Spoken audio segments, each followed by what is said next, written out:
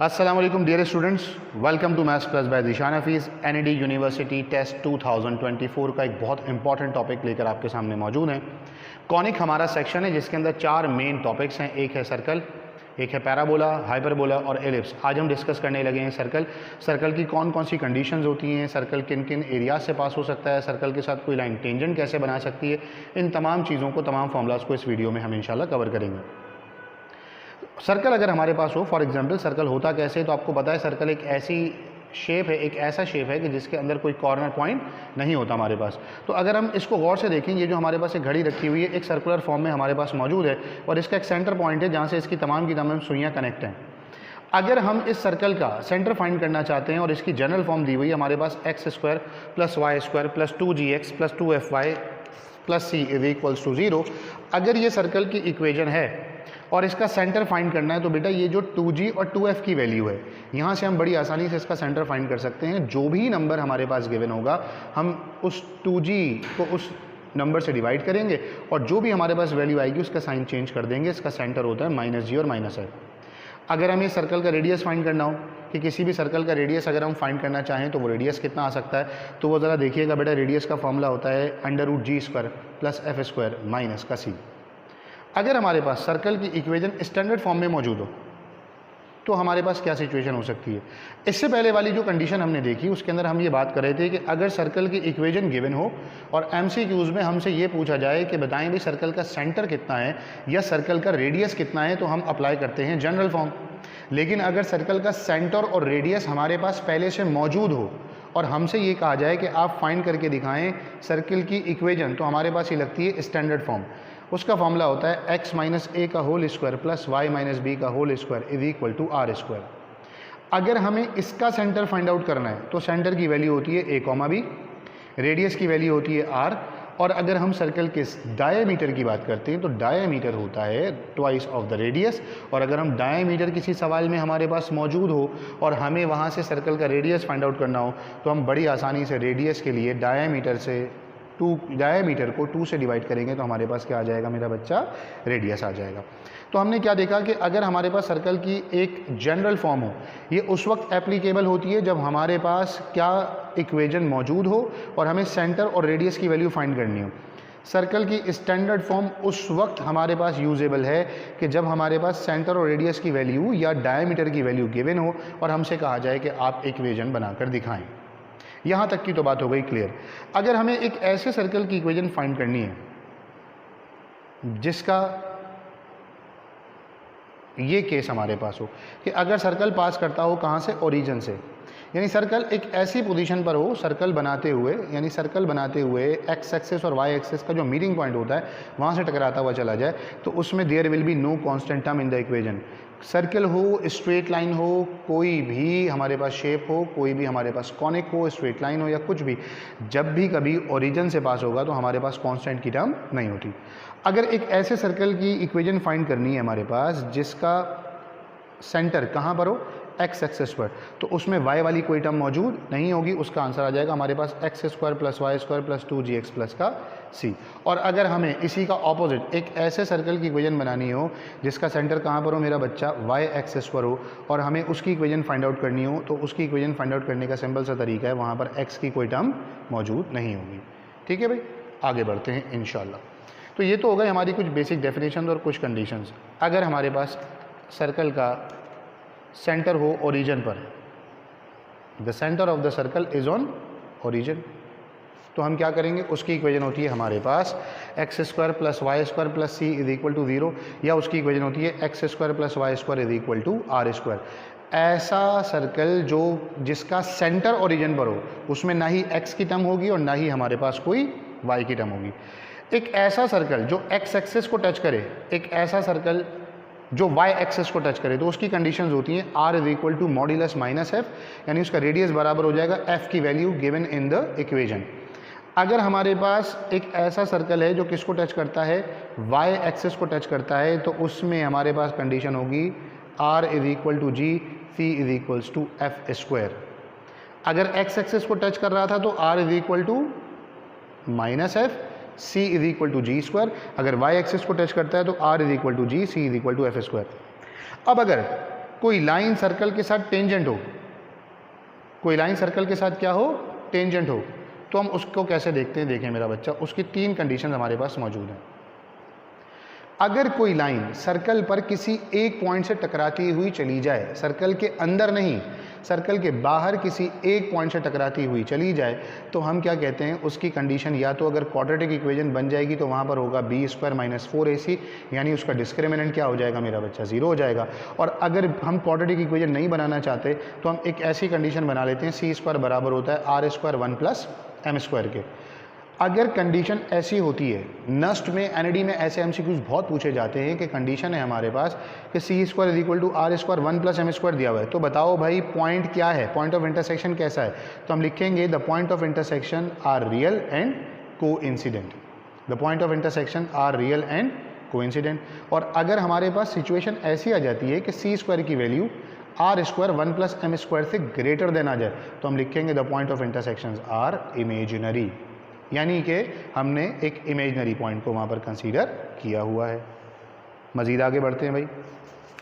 अगर ऐसा कुछ लिखा हुआ है कि अगर एक सर्कल के साथ एक लाइन हो जो कि टेंजेंट लाइन हो, y = mx + c is tangent to the circle, तो the slope of the tangent line in general form is, slope form होती है हमारे पास y = mx + c when equation of a tangent is not given.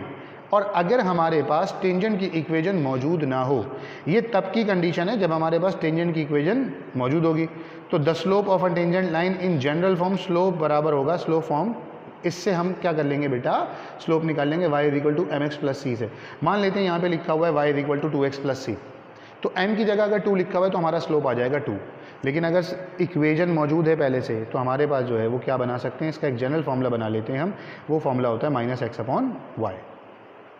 क्या होता है मेरा बच्चा? -x/y।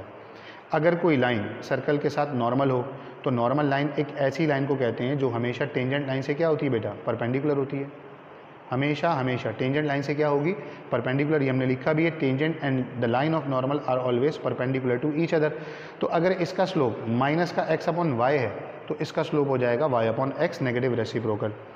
अगर हमें एक ऐसे सर्कल की इक्वेशन बनानी है, equation of a tangent in slow form, ठीक है, तो हमारे पास फॉर्मूला तो वही है y = mx ± c। बस हमने क्या किया, c की जगह पर अभी जो आपने प्रीवियस थोड़ी देर पहले 2 मिनट पहले देखा, एक फॉर्मूला होता है c² बराबर होता है r² 1 + m² के। अगर हम इसका रूट ले लेते हैं दोनों तरफ, तो ये हो जाएगा बेटा r² √1 + m²। और इस पूरी की पूरी वैल्यू को उठाकर अगर मैं यहाँ c की जगह पर लिख दूँ तो मेरे पास एक अदद इक्वेशन बन जाएगी। तो अभी तक हमने क्या क्या डिस्कस किया कि भाई सर्कल की जो है वो जनरल फॉर्म क्या होती है, सर्कल की स्टैंडर्ड फॉर्म क्या होती है, जनरल फॉर्म कब एप्लीकेबल होती है, स्टैंडर्ड फॉर्म कब एप्लीकेबल होती है, और फिर अगर सर्कल एक्स एक्सेस को टच करे, सर्कल वाई एक्सेस को टच करे, सर्कल का सेंटर एक्स एक्सेस पर हो, सर्कल का सेंटर वाई एक्सेस पर हो, सर्कल का सेंटर ओरिजिन पर हो, या सर्कल ओरिजिन से टकराता हुआ चले जाए, ये तमाम की तमाम हमने कंडीशंस देखी। उसके बाद हमने देखा कि अगर कोई लाइन टेंजेंट होती है किसी सर्कल से तो वहाँ क्या सिचुएशन बन सकती है। ठीक है, अब हम ज़रा देखते हैं इसके कुछ और केसेस कि अगर हमारे पास एक इक्वेशन बोली जाए कि equation of tangent to circle x² + y² + 2gx + 2fy + c = 0 at point x1 y1। अगर कोई पॉइंट गिवन हो तो हमारे पास उसकी कंडीशन होती है x(x1) y(y1) g and this complete equation, जो कि सिर्फ और सिर्फ MCQs के लिए काम आ सकती है। लेकिन हम अभी आगे के लेक्चर में, इसी लेक्चर में या आगे चलकर हम पढ़ेंगे इंशाल्लाह। मैं आप लोगों को इससे हम इक्वेशन फाइंड आउट नहीं करवाऊंगा, मैं डायरेक्टली आपको y = mx + c से या y - y1 = mx - x1 से हम इक्वेशन फाइंड कर लेंगे, जैसा कि हम स्ट्रेट लाइन के चैप्टर में करते थे। ये मैंने आगे मेंशन भी किया हुआ है।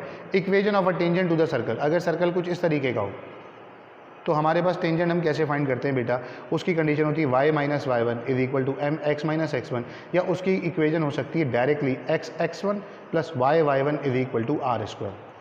अगर हमें नॉर्मल लाइन की इक्वेशन फाइंड करनी हो तो भी केस हमारे पास ऐसा ही है। हम क्या कहेंगे, पहली इक्वेशन है y - y1 = mx - x1, या स्लोप को नेगेटिव रेसिप्रोकल कर हम ये वाली सिचुएशन भी अप्लाई कर सकते हैं। जैसा कि आप देखें यहाँ पर कंडीशन है x(x1) + y(y1) = r², नॉर्मल की कंडीशन है x1y - x(y1) = 0। अगर हमें टेंजेंट की लेंथ फाइंड करनी हो, कि भाई ये बताएं वो टेंजेंट लाइन जो सर्कल के किसी एक पॉइंट से टकराती हुई जाती है, बताओ भाई उसकी लेंथ कितनी है। तो उसकी लेंथ के लिए क्या करते हैं, ये होता है एल लेंथ का फॉर्मूला। पूरी की पूरी सर्कल की इक्वेशन को यहाँ पर पुट करेंगे और जो भी हमारे पास एक पॉइंट गिवन होगा यहाँ हमारे पास एट पॉइंट, एक पॉइंट होगा हमारे पास एट पी एक्स और वाई, जो भी हमारे पास पॉइंट होगा उस पॉइंट की यानी एक्स और वाई की वैल्यू को उठाकर इधर इक्वेशंस के अंदर हम क्या करेंगे बेटा, पुट कर देंगे। तो हमारे पास यहाँ तक का मामला हल हो जाएगा। होपफुली यहाँ तक की बात आप लोगों को समझ में आ गई होगी। चलते हैं कुछ क्वेश्चंस की जानिब। जितनी भी हमने कंडीशंस पढ़ी उनमें से कुछ हम टॉपिक देखते हैं एनईडी के पास पेपर्स में से ही। मैंने यहाँ पर एयर्स मेंशन नहीं किए हुए, लेकिन ये तमाम के तमाम सवाल जितने हम कर रहे हैं इनमें से मैक्सिमम एनईडी के पिछले सालों में पूछे गए हैं।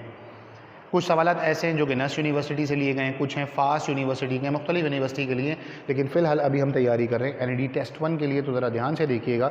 मैंने आपसे क्या कहा कि ये वाली इक्वेशन उस वक्त एप्लीकेबल होती है हमारे पास, find the equation of a circle when the centre is this and the radius is this. तो हम ये जानते हैं सेंटर होता है ए कॉमा बी, रेडियस होता है आर। ये इक्वेशन तभी अप्लाई होती है कि जब हमारे पास सर्कल का सेंटर और रेडियस क्या हो, मौजूद हो।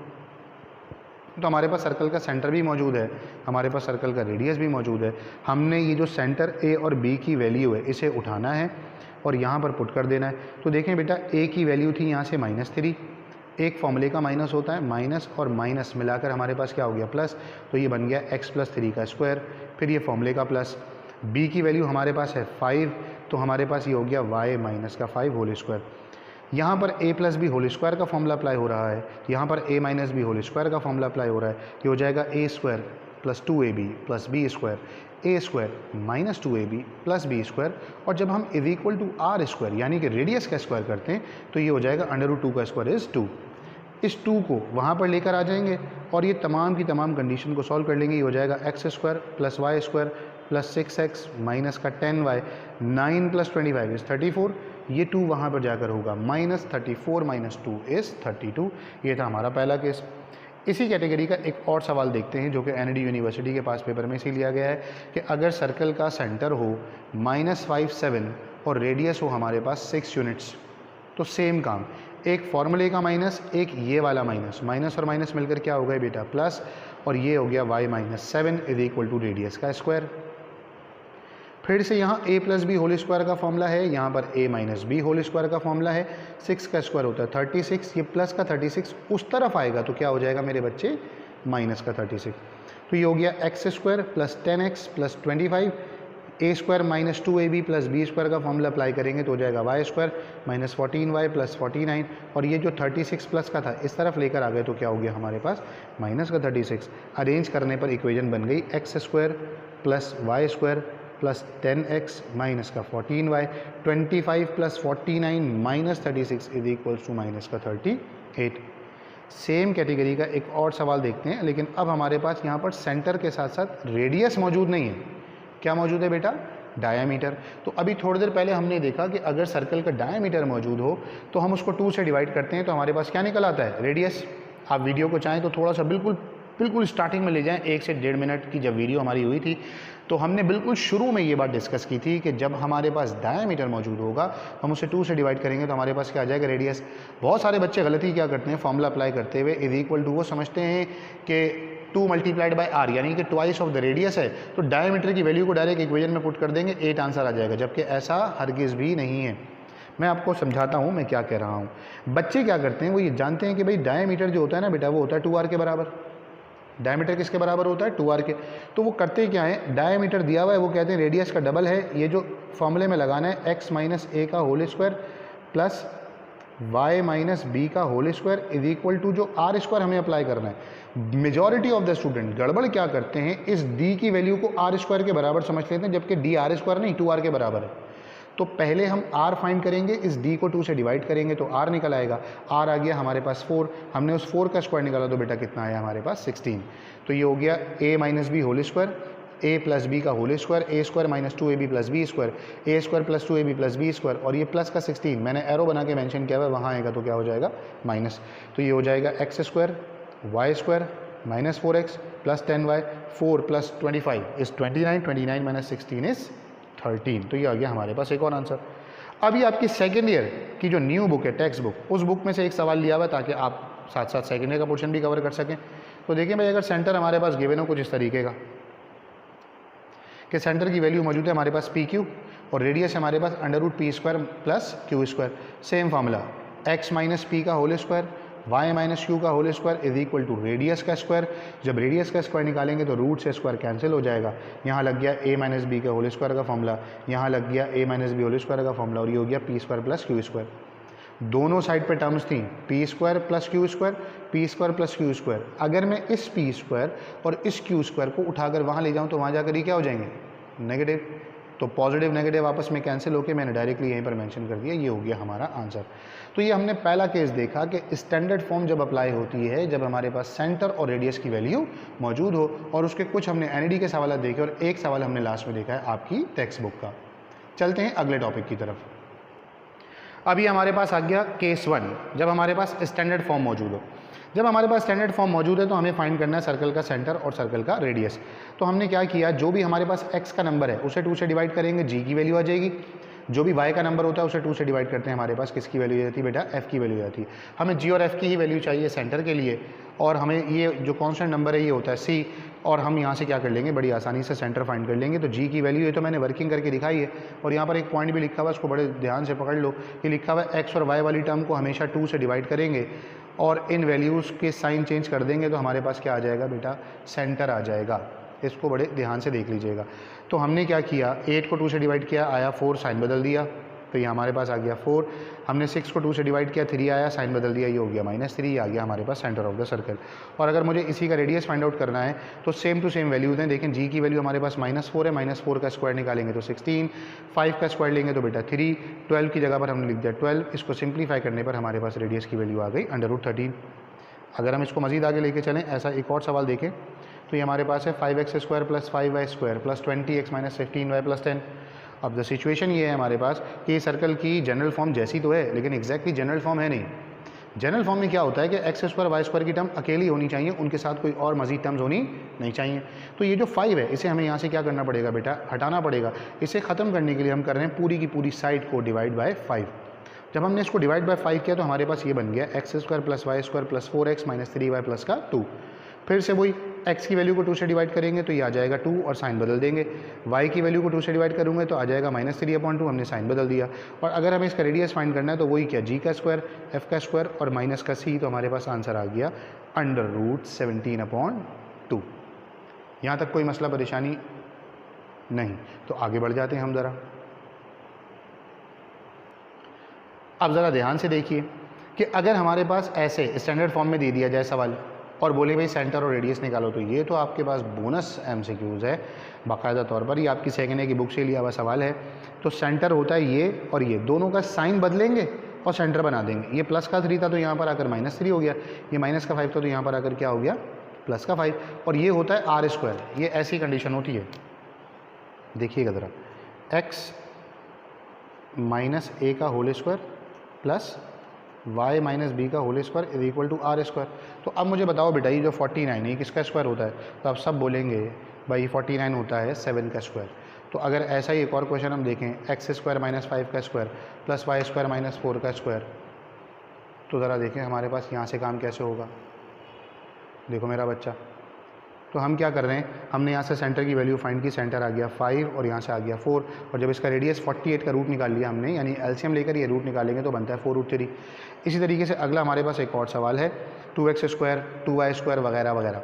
तो यहाँ पर भी आप जानते हैं बिल्कुल पिछले वाले केस की तरह है कि यहाँ पर सेंटर और रेडियस अगर हमें फाइंड करना है, ये NID यूनिवर्सिटी के पास पेपर में आया हुआ है। 2x² 2y² तो बिल्कुल वैसे ही है जैसे प्रीवियस सवाल में डिवाइड बाय 5 किया था, यहाँ पर हम कर देंगे डिवाइड बाय 3 और सेम प्रोसेस पर हम इसको सॉल्व कर लेंगे तो हमारे पास क्या आ जाएगा आंसर। आखिरी सवाल देख लें आज के इस लेक्चर का, और बड़ा ज़बरदस्त और बहुत इंटरेस्टिंग सा सवाल है कि अगर हमारे पास सर्कल की एक इक्वेशन मौजूद हो और हमसे कहा जाए कांस्टेंट की वैल्यू फाइंड करके दिखाएं। किसकी वैल्यू फाइंड करके दिखाएं? कांस्टेंट की वैल्यू फाइंड करके दिखाएं। तो आप कांस्टेंट की वैल्यू को कैसे फाइंड करोगे, ज़रा देखो भाई। आपके पास लिखा हुआ है फाइंड के if the radius of this circle is 5 unit. तो फिर से वैसा ही है, सर्कल की इक्वेशन अपनी स्टैंडर्ड फॉर्म में मौजूद, ये जनरल फॉर्म में मौजूद नहीं है। तो हमने क्या, डिवाइड बाय 3, तो हमारे पास इक्वेशन बन गई x² plus y² minus 6x plus 4y plus k/3 is equal to 0। तो हमने क्या किया, यहाँ से g की वैल्यू निकाली, इसको डिवाइड बाय 2 किया, ये आ गया -3। इसको डिवाइड बाय 2 किया, यहाँ से आ गया 2 और ये हमारे पास c की वैल्यू आ गई। और अगर मैं इस पूरे को सॉल्व करता रेडियस को तो कोई ना कोई आंसर तो आता, लेकिन इसका आंसर ऑलरेडी सवाल के अंदर मौजूद है। वो कितना दिया हुआ है बेटा? 5 यूनिट्स। तो मैंने लिख लिया रेडियस इज़ 5 यूनिट्स। तो मैंने क्या किया, इसी फॉर्मूले में r की जगह पे लिखा है 5, g की जगह पे लिखा है -3 का स्क्वायर यानी कि 9, f की जगह पे 2 का स्क्वायर लिखा है यानी कि 4 और c k/3 हमने एज इट इज़ k/3 लिखा। अंडर रूट ख़त्म करने के लिए क्या करना, बोथ साइड्स। तो हमने क्या किया, यहाँ पर बोथ साइड स्क्वायर ले लिया। ये हो गया 5 का स्क्वायर 25, ये दोनों मिला के हुए 13, ये हो गया k/3। 13 वहाँ पर जाकर -13, 25 - 13 इज़ 12। तो हमारे पास ये सिचुएशन बन गई, k की वैल्यू आ गई -36। तो हमने आज के इस लेक्चर में सीखा कि तमाम स्टैंडर्ड जनरल फॉर्म्स क्या होती हैं, तमाम कंडीशंस क्या होती हैं, और हमने कुछ एनईडी यूनिवर्सिटी के और आपकी बुक के पास पेपर्स किए। इसी तरीके के एक और लेक्चर के साथ इंशाल्लाह मुलाकात होगी। टिल देन अपने घर वालों का बहुत ज़्यादा ख्याल रखें, मुझे और मेरे घर वालों को अपनी ख़ास दुआ में याद रखें। अल्लाह हाफ़िज़ व नासिर।